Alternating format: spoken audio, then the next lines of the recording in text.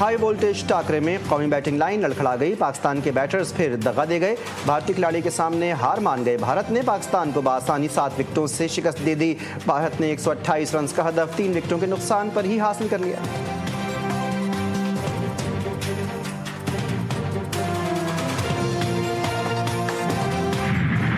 قطر پر اسرائیلی حملہ، دوحہ میں OIC وزرائے خارجہ اجلاس، مسلم ممالک کے وزرائے خارجہ شریک، عرب لیگ اور اسلامی تعاون تنظیم کے تحت اسرائیل کے خلاف مشترکہ قرارداد تیار کی جائے گی۔ آج سربراہ اجلاس میں قرارداد منظور ہوگی۔ وزیر اعظم شہباز شریف بھی سربراہ اجلاس میں شریک ہوں گے۔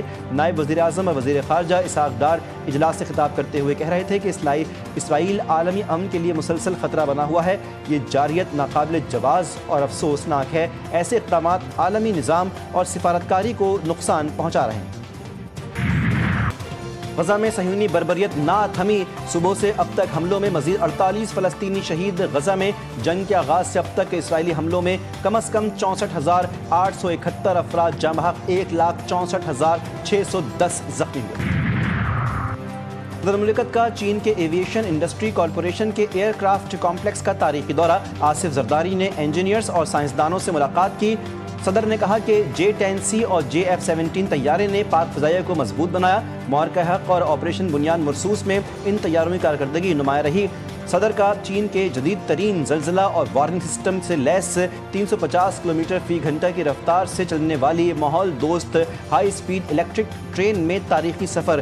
چین کے دنیا کے سب سے بڑے ریل نیٹ ورک، انجینئرنگ مہارت اور ماحولیاتی تحفظ کو سراہا۔ چیئرمین پیپلز پارٹی بلاول بھٹو شنگھائی پہنچ گئے، آصفہ بھٹو بھی ہمراہ موجود۔ وفاقی وزیر خزانہ محمد اورنگزیب کا کمالیہ کے سیلاب متاثرہ علاقوں کا دورہ، میڈیا سے گفتگو میں کہا کہ ملک کی معیشت بہتری کی جانب گامزن ہے، ملک ترقی کر رہا ہے، بیرونی سرمایہ کاری آ رہی ہے، تاجروں اور سرمایہ کاروں کو سہولیات دینا ترجیح ہے، سیلاب متاثرین کی بحالی جلد یقینی بنائی جائے گی، نقصانات کا تخمینہ لگایا جا رہا ہے۔ ہم نے حکومت سندھ میں پورے سندھ میں بندوں کو دریا کے دونوں سائڈ کے اس میں بہت کام کیا ہے۔ ان سب جگہوں پہ ہمارے لوگ بھی موجود ہیں، دریا کے ساتھ جو سٹرنگ ایکشن ہو رہا ہے اس پہ کام کر رہے ہیں۔ ہماری ہر ممکن کوشش ہے کہ سیلاب متاثرہ لوگوں کی جان کا تحفظ یقینی بنایا جائے، سیلاب سے نمٹنے کے لیے ہر ممکن اقدامات کر رہے ہیں۔ وزیر اعلیٰ سندھ نے سکھر بیراج کے دورے کے دوران گفتگو میں کہا، سندھ میں سیلابی ریلے سے کوئی بند نہیں ٹوٹا، عوام کے جان و مال کا تحفظ ہماری ترجیح ہے، متاثرہ کسانوں کی بھرپور مدد کی جائے گی۔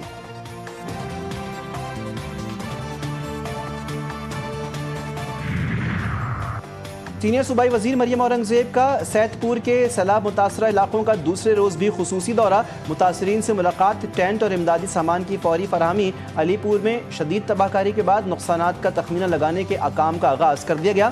سیلاب متاثرین کو کھانے پینے اور راشن کی سپلائی جاری، متاثرین کو نواز شریف خاندان کی طرف سے بھرپور امداد کی یقین دہانی۔ DGPDM میں پنجاب عرفان علی کاٹھیا کے مطابق 16 سے 19 سپٹمبر تک دریاؤں کے بالائی علاقوں میں بارشوں کا امکان ہے۔ مختلف حادثات میں اب تک 104 شہری جان سے گئے۔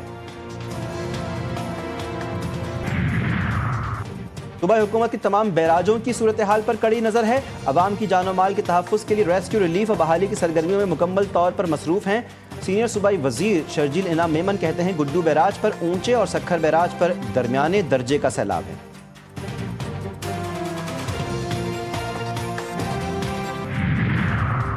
کراچی کے علاقے قیم آباد میں کم سن بچوں سے شربت فروش کی زیادتی اور کیس، ڈیفنس پولیس نے گرفتار ملزم شبیر کے خلاف 3 مقدمات درج کر لیے۔